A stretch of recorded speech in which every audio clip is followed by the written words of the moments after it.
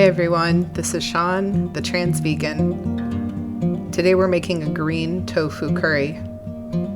The first step is cooking your rice. I'm adding 2 cups of rice, 2 cups of water, and about a tablespoon and a half or so of vegetable bouillon paste.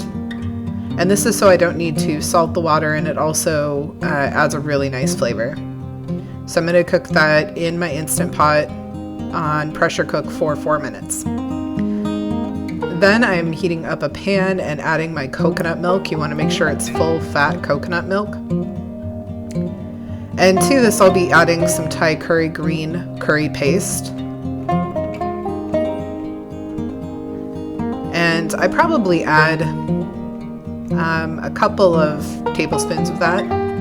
And then I'm adding my veggies. I'm just doing a frozen veggie mix that I get from Costco. And you want to give that a nice stir and then let it simmer. You'll just want to keep checking it every few minutes to make sure that it still has plenty of liquid and stirring it. You don't have to watch it too terribly closely.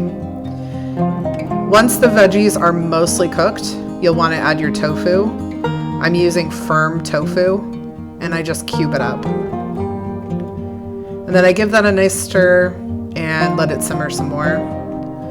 I recommend cooking it probably for 5 to 6 minutes just to let all of that flavor get into the tofu.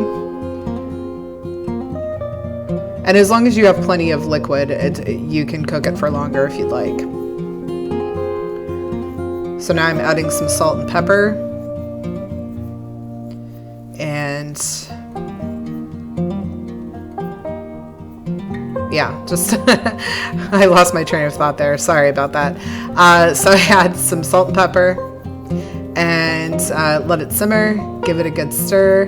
And once my rice is cooked, I plop that onto a plate and I add some of the curry, and it's done and delicious. Enjoy. Thanks for watching.